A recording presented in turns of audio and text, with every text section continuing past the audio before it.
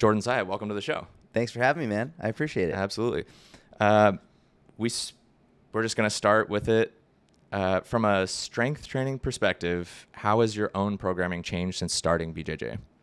Before we even get into that, Okay. I just want to let your audience know it's barely 8 a.m.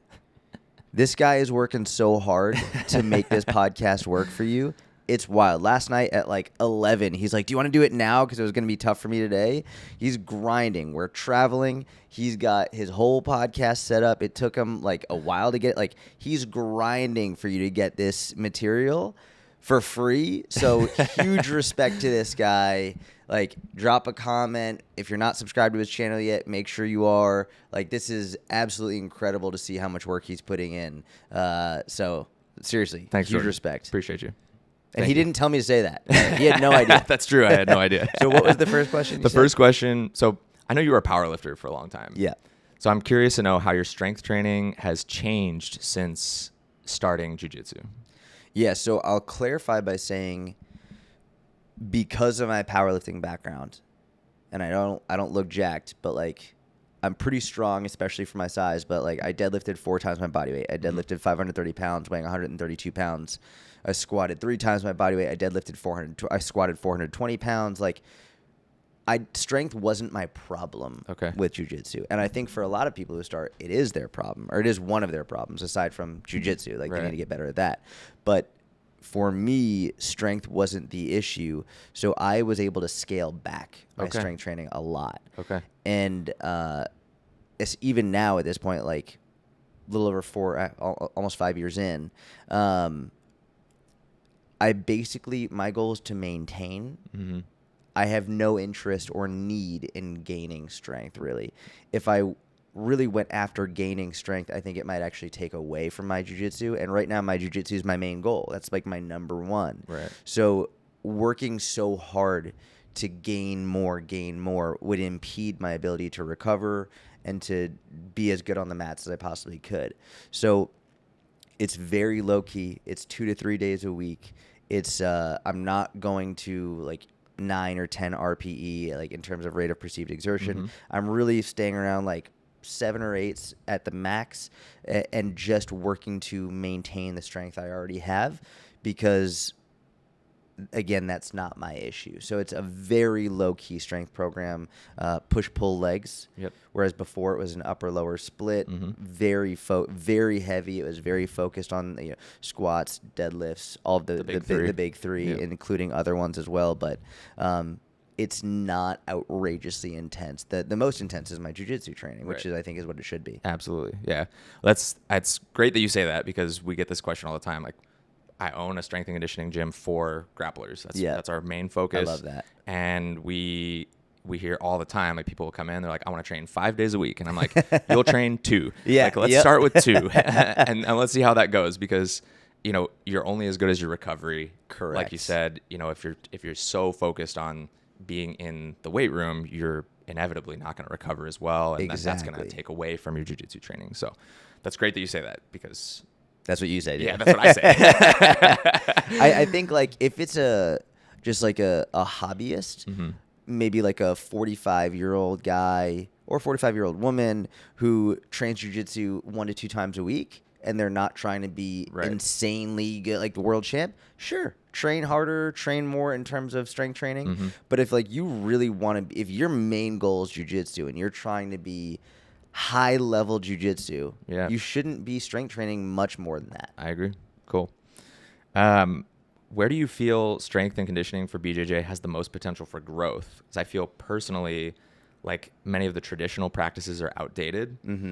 So I'm curious to know, what do you feel needs to change to bring the sport up to speed off the mats? Well, I will say, and again, I've only been doing this almost 5 years, so even I'm still new to jiu-jitsu, but from what I've seen, even from when I first started to now, I think I got in at the end of when people were saying you don't need strength for jiu-jitsu. Like, I got in and, like, I remember at that time, I heard a couple people saying it, but now I don't hear anyone saying it. I don't hear anyone saying, like, you don't need to be strong for jiu-jitsu. It's pretty clear that people say, okay, strength training is going to benefit us. So we already see a pretty dramatic shift in the last few years from where before I got into it, I know it was hugely pervasive idea that strength training was unnecessary, maybe even detrimental. And now you take two people, equal skill, the stronger one wins. Yeah. Like that's just, we see that. And so jiu-jitsu, I think, has been behind for a long time, and it probably still is. So it is seeing a massive shift. And I see a lot of people doing a lot of stupid stuff with strength training. I think one of the main ones I see, and it's not even necessarily with the strength, I see it with the conditioning side. I see a lot of people going super hard on the conditioning and not enough with the strength. Okay. And so what I think a lot of them don't realize is you'll get the vast majority of your conditioning from jiu-jitsu. Yes. You don't need to be doing insane hit workouts on the bike, or definitely not on the treadmill. Not that the treadmill's bad, but it's you just already high have impact. so much stress on your Yeah. joints and everything else. Like, if you want to do some higher intensity training just for conditioning, I think the bike would probably be your best bet, just because no impact and you can push yourself. But the vast majority of conditioning should be on the mats. Yeah. Whether it's specific training, live rounds, whatever it is, like that's where you're going to get your real conditioning in. Otherwise, I think the strength training, it just should be basic. Yeah. Even stuff like Olympic lifts, I don't think should be that.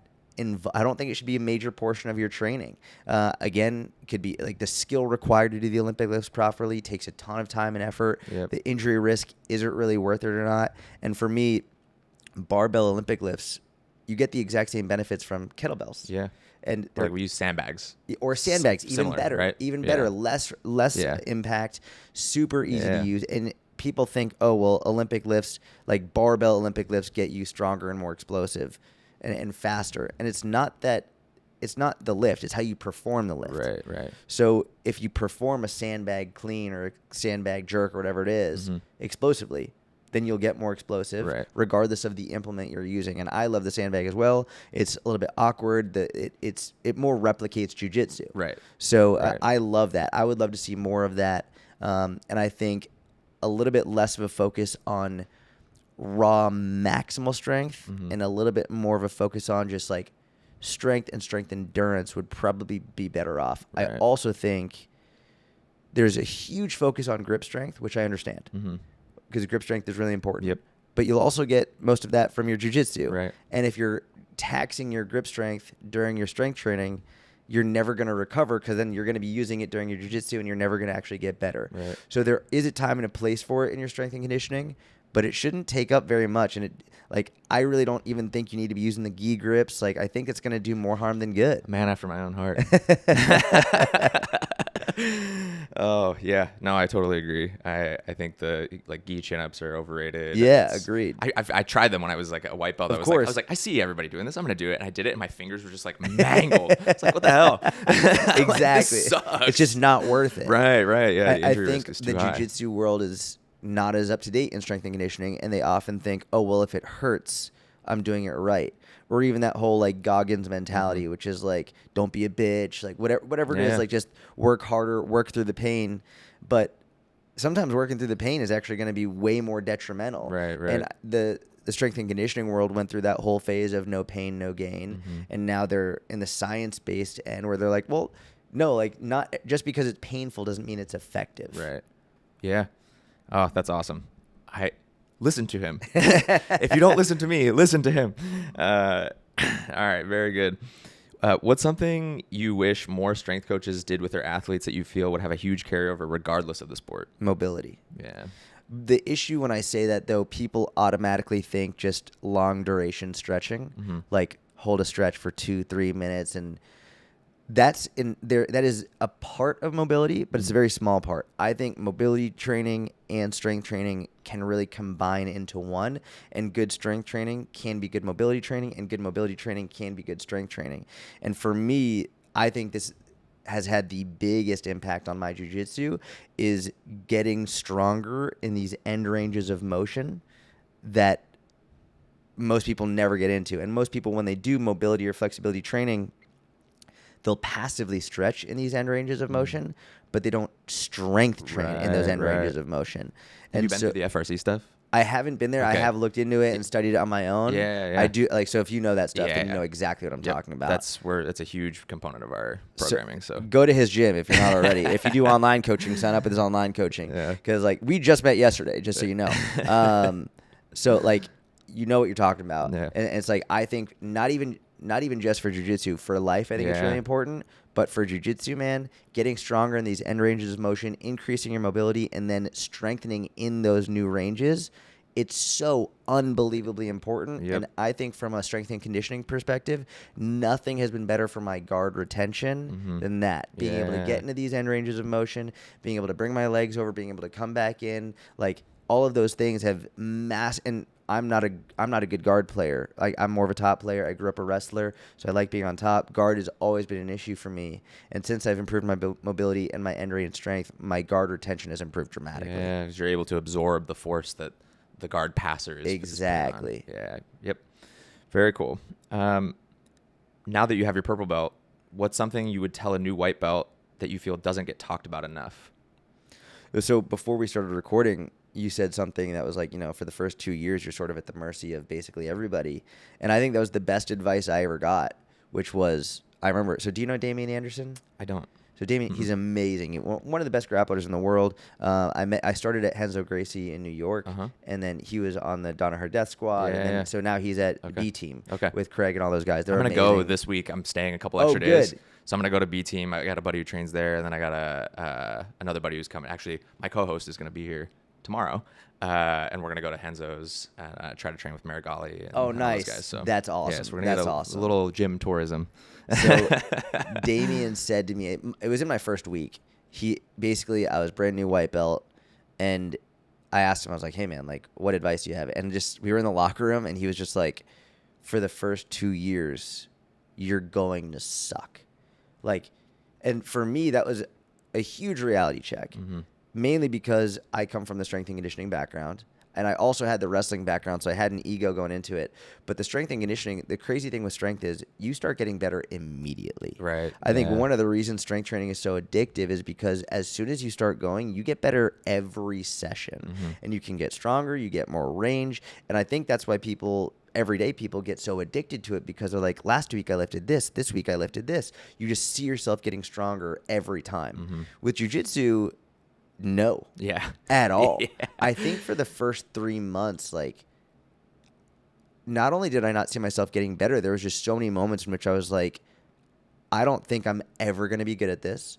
I'm getting beat by girls. I'm getting beat by women who are way older than me, women who are way less than me. I'm getting beat by everybody. Really bad. They're controlling me. I can't do anything about it. After 3 months, I think that's where there's a little switch where now you're not like the brand new and someone else is brand new. And now you realize, oh, okay, like the tripod sweep worked on this brand new person who's in their trial class. Awesome. Like that worked. I think the first thing that ever worked was like 3 months in. Yeah. But even then, like you're still getting smashed and you can't do anything. So it's the complete reversal of the first 2 years are awful. Like, and there are many moments when you think, I don't even know if this is working. I don't know if I'm built to do this. But there's something that happens after that, like 2-year mark, assuming consistency. If you're not being consistent in those first 2 years, then maybe it'll be 6 years. Right. But like the first 2 years of, I'd say at least 3 to 4 times a week of training, you're going to suck. Yeah. Unless you're a phenom or some rare individual, which I am not. And then after the 2-year mark, things started to click. It made sense. Then after like the 3-year mark, even more and more. And now coming up almost on the 5-year mark, I feel like now it just compounds and compounds. Whereas strength training is reverse. The stronger you get, the harder it gets. Right. And so now it's like I'm almost bored of strength training because like I'm not really trying to get better. But with jiu-jitsu, I feel like every time I go, I'm learning something new. There are more connections happening. It's a very unique experience. How often do you train a week? So I was doing 5 or 6. I have my daughter. I have another daughter on the way. Right? Yeah. And we just had a really big app launch for my whole business. So lately it's only been like 2 times a week, which is the least I've trained since I started. Yeah. But I realized I'd rather train only 2 times a week than not at all. It's better than nothing. I just got some mats in my garage. One of my buddies comes over 2 times a week, Cool. and we just drill, and then we do some live rounds. But lately, for the last couple months, it's been 2 times a week. I will up it to 4 times a week soon. Cool. Very cool. I think one of the things I was talking to one of my training partners with the other day was the advice that I wish I got was tapping isn't failure. Yeah. Tapping isn't failure. We were talking about kind of the prevalence of injury in jiu-jitsu and how we kind of had this like natural predisposition to resist. Like everything that happens in jiu-jitsu, you're like, no. And you just squeeze as hard as you can. And you're like, I'm not going to let him do this. And that is often where injuries happen, right? Yeah. Where like you look on the flip side of things, like Josh, my co-host, he just started judo, and they're taught to be like very flowy, and like if you get caught, just go. Yeah. Just let it happen. and a lot of injuries are mitigated that way by kind of eliminating the resistance factor. And so I think I wish I learned earlier on that tapping doesn't mean failure. It just means you're learning something. Yeah. And that's okay.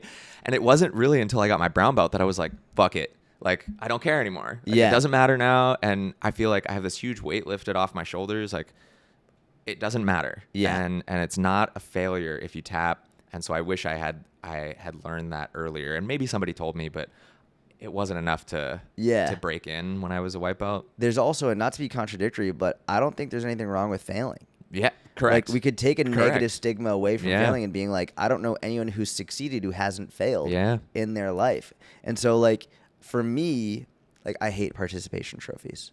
Like I really like, not to get political, but like I hate participation trophies. They really annoy me. Yep. I feel like we should teach kids that losing isn't a bad thing. Yeah.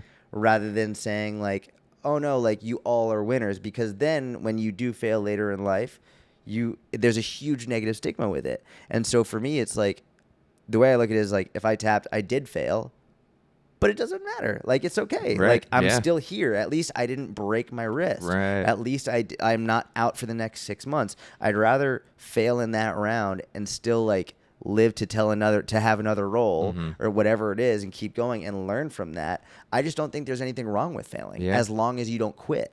Exactly. Yeah. And Josh and I have talked about this. If you get a chance, listen to a couple of the episodes, but like, we talk about this all the time. Josh competes a lot, like a lot. He like, I got to 12 competitions last year, which I would consider that's a lot. A lot. And he did, I think he had like 230 some competition matches. Oh my gosh. Yeah. Good for him. 230 competition matches in like an 18-month span. That's crazy. It's fucking wild. But we talk about this all the time. And we did a recent episode that was just like answering Reddit questions. And I'll do some of the stuff on the strength stuff, and he'll do some of the stuff on the competition stuff, and we'll kind of like go back and forth. But, you know, that's the biggest, I would say, if you look on any of the threads, that's the biggest thing. Is like, well, I got tapped in 10 seconds and I'm a total failure and an embarrassment. I was like, no, you're not. Yeah. Literally nobody cares. I hate to break it to whoever's watching this, but like, no one cares. Correct. It's totally okay. It's fine to lose. Yeah. It's part of it. And, you know, on the last episode, we were talking about like Tainan Dalbra, one of the greatest. Oh, he's so in the game. He's so fun to watch. He hardly ever loses. Yeah. His sub rate's super high, but he lost all of the matches he needed to lose before he was ever on camera. Correct. Exactly. Right? We just see the end product. Yes. You know, he's lost a ton. We just don't ever see it because it Correct. happened when he was probably a kid. And so, you know, it's part of the game, and it should be seen as a learning opportunity, not as, you know, something that should just crush you emotionally or psychologically. 100%. And when he was younger and when he failed and lost a match, he didn't become a failure. Right. Yeah. He would have been a failure if he quit. Correct. That is a huge distinction between failure and having failed. Everyone fails along their journey. The most successful people always fail, but they only become a failure if they give up altogether. Right. And I think of that like Michael Jordan quote. Yeah. Where he's like, I've missed X number of shots, X number of times I've been trusted to win the game, and I missed. Yes. Right. And that doesn't make him a failure, right? He's correct. One of, if not the greatest of all time. He failed the mission, but Right. he's not a failure. Right. And failing a mission doesn't define you unless you let it. Correct. Yep. Can you talk to me about your competition experience? I know you've competed in the past. Yeah. Have you competed at Purple? Or I haven't only competed at Purple yet. Okay. I'm too nervous, dude. Oh, dude. I'm fucking nervous. Really? Yeah, I'm super. And like, I will. I just. What's got you? There is the fear of injury now that there's more you're going against higher level people, Yeah. right? And so like for me, you know, I'm a dad of one, God willing, a dad of two very soon. I run a business. Like I'm past the stage of I'm going to be the best in the world in jiu-jitsu. Uh-huh. It's like if I blow an ACL or something, like there's a lot that happens in my life that is now at risk. Right. So I love competing because it brings whole new purpose to my training, and it challenges me mentally. And I love competing, and I will do it. I just wanted to make sure that in my training, I could actually hold my own with other purple belts and some brown belts before I went into the competition. Not that that means I'm not going to get injured, but I knew if I went in with the fear of injury, it would be very bad in the competition. Yeah. Yeah. I think if you have that, it almost, not to put any bad juju on it, but it almost kind of, it becomes a self-fulfilling prophecy. 100%. I'm going to get hurt. I'm going to get hurt. I'm going to get hurt. I'm going to get hurt. It's like, yeah, you're going to get fucking hurt. Same thing, like if you're nervous when you're about to max a deadlift that you're going to hurt your back, Right. You're probably going to hurt yourself. You need to remove that fear. Yep. And so, and for the way I removed that fear was just doing more reps. So once I got to purple belt almost a year ago now, I was like, let me just spend some time, get comfortable here, and then I'll compete. And all of my coaches were like, don't do that. Just go compete. Go compete. And I was like, nope. I'm not signing up, man. So like I think within the next 6 months, I'll probably sign up for one and just do it, but I have not yet. Yeah, man, jump in. What's something that maybe you went through at blue belt that you didn't expect from a competition perspective? Dude, I just got unbelievably comfortable competing at blue belt, like super comfortable to the point where like it was always fun. Like I generally think I'm a nice guy. I'm a welcoming guy. It was always awkward in the bullpen, not like wanting to talk with people. And so I would, you know, when you're trying to like figure out who's my opponent, Yeah. and so it got to a point where once I figured out who my opponent was, I'd go up and be like, hey man, like, how's it going? And some people like, I know some people don't like that. But that's just who I am. Yeah. And I'm like, we're in masters, like relax. Yeah, Like, it's not a big deal. Yeah. And then we'd start talking and I'd be like, bro, I'm really nervous. Like, and I would just be honest and they'd be like, oh, me too. And so like and then it would be great because we'd compete and then we'd go out and get a beer after the competition and like we're still really good friends. Yep. And so I think just taking the pressure off of like, no one cares if I win. No one cares if I win or lose. Like I could win and have the best day ever, and my wife, she doesn't know what the fuck I did. Right. She has no like I could tell her omoplata, triangle choke, what like she doesn't know, nor does she care. And it's just like if I lose, same thing. Doesn't matter. Like okay, like are you here having dinner with us? Are you paying attention? That's what they care about. Yeah. So for me, I think it was really getting comfortable at competition, which is almost contradictory to what I said about caring about. It's not caring about losing. It's caring about getting injured at purple belt. There's something I know when I was younger or earlier in my jiu-jitsu, I was like, the belts seemed more important, and it felt like, oh, the more experience I get, the more I'll compete. But the better you get, the better everyone else gets too. Yeah, so like that deal with. fear, dude, it's real. Okay. You should listen to Josh talk because he will inspire you. Okay. He's got a lot to say on the topic. This is something that he and I remember when he first started, and you know, I'd coach him at some of his tournaments, and we were sitting out back of the school gym that we were at, and he was, you know, frustrated. He felt like he didn't like perform, and he felt nervous, and he's like, I was like, man, you just gotta do it. You just gotta go. And then that I if I could take any small piece of credit for it, I think unleashed some kind of beast, because he went on this like world tour, and you know, he's working remote and just like competing I believe it's 1.4 weeks. Oh my god, that was he yeah, dude, it's that's nuts. crazy. Yeah, he's in LA right now. He's dealing with a couple shoulder things, so I'm not sure if he's competing. You know, he went to LA. He is signed up for the LA Open, and then he redirected his flight back instead of to San Jose to come here. So we'll see what happens. Then he's got Dallas next weekend. So he's oh wow, okay. Yeah, he's got. Are you going to Dallas because I live there? I'm not. Okay, Yeah, okay. no. I wish I were. I have another obligation, but I will be in Dallas. And when I am, I'd love to train. Let's do it, man. That'd be really cool. Smash. Very cool. Very cool. We got time for. Let's do It's 8:37. Okay, let's do hot takes. Sure. I'm going to give you a prompt.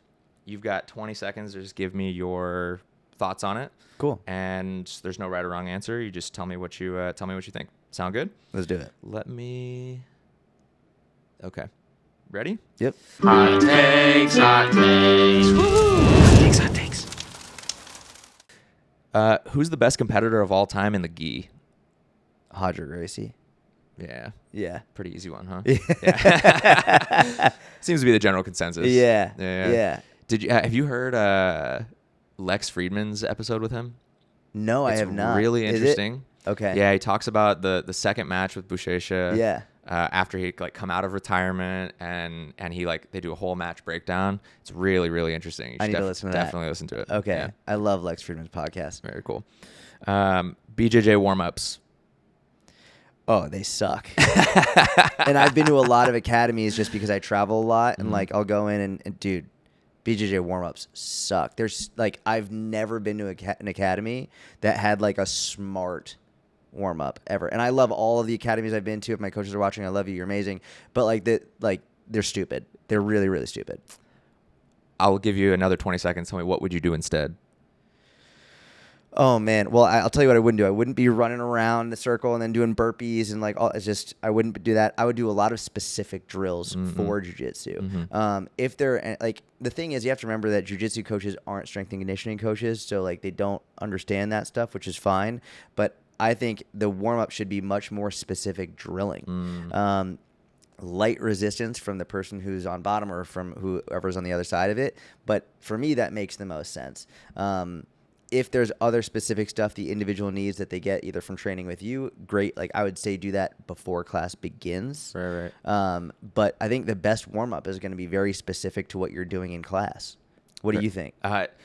Same thing. I mean, I think there's a general to specific kind of continuum that a proper warm-up should follow, like we do in the gym. We start slow and then start moving faster and, be a little more poppy, a little more explosive toward the end of that before we get into the real stuff. Yep.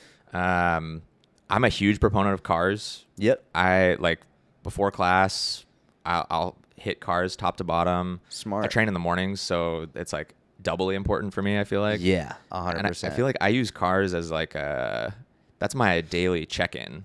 It's how do I feel today? Yeah. And it doesn't necessarily mean I have to change my training, but it might. If I feel a pinch or something that I know is, setting me up for maybe potential injury, then I just protect that limb. Smart. And so I think cars is such a huge component of it. So I would start with that and then move into more specific drills. I like that. So very cool. Next one, leg locks for lower belts. I'm super biased, but no. Okay. I'm not a big fan of it. And I'm not, here's what I'm going to say. I personally, my jiu-jitsu is, I like it for the ability to protect myself and my family if we need to. I think self-defense jiu-jitsu and sport jiu-jitsu, it's different. Right. And so I'm not saying leg locks don't work, because obviously we've seen some videos where someone gets a heel hook and whatever. But I've also seen videos where someone tries to go for a leg lock and gets their fucking head smashed. So it's usually not the best idea to do that in a self-defense situation. And I think lower belts, never mind traditional versus new world. I think it's more just, I think lower belts should be focused on basic fundamental stuff that is going to help you survive in a situation which you need it, which is controlling the opponent, getting out of a bad situation, creating space, closing space when you need to. I think that makes the most sense. And focusing on leg stuff is way more complex, and I don't think it's as practical in a real life scenario. Fair enough. Do you agree or disagree? I think they should be taught, but under control. Okay. And I think that could be that can be tough if you've got a class of 40 or 50 people. Yeah. Right. And if you only have lower belts, right? If you've got upper belts and lower, there's a whole political thing you kind of got to get through, is who's drilling with whom, and do you pin that on the brown and purple belts to train with white and blue belts? But what if the brown belt wants to train with other brown belts? Exactly. So I don't know how to solve that problem. Yeah. I think they should be taught earlier on, but there's got to be a limiter. Yeah. To it, right? You don't want to just send them willy nilly and Yeah. go for the kill, because that's where people get hurt. And like sometimes I'll go to open mats and I understand that other gyms have like different rules and everything. So I'm really cautious when I go to open mats at other gyms. Smart. Especially in Nogi, because you don't typically know what people are. Exactly. So I'm like, how long have you been training? And I don't ask for the belt. I just ask, how long have you been training? And then I can kind of gauge, be like, all right, you've been training for a year. I know that I need to like scale things a little bit differently. You've been training for 5 or 6. Okay, I can play a little bit differently. And so I don't know the answer to it. I just think they should learn them maybe in smaller doses than some of them. So look at like the priority level of them. Yeah. Right. Yeah, exactly. I just remember, I think it was my first month I was in a class. I was like probably 20 or 30 white belts. And we were, I think we were doing knee bars, which was just crazy. Yeah. And I just, in the middle, like it was silent when we were all drilling. And I heard like, pop. Oh, Just drilling. shit. And I don't know if the person who it happened to like didn't feel it and it came out of nowhere. But like, Knee bars are like that. Dude, it was great. And I was like, all right, we shouldn't be learning. Damn. Oh, damn.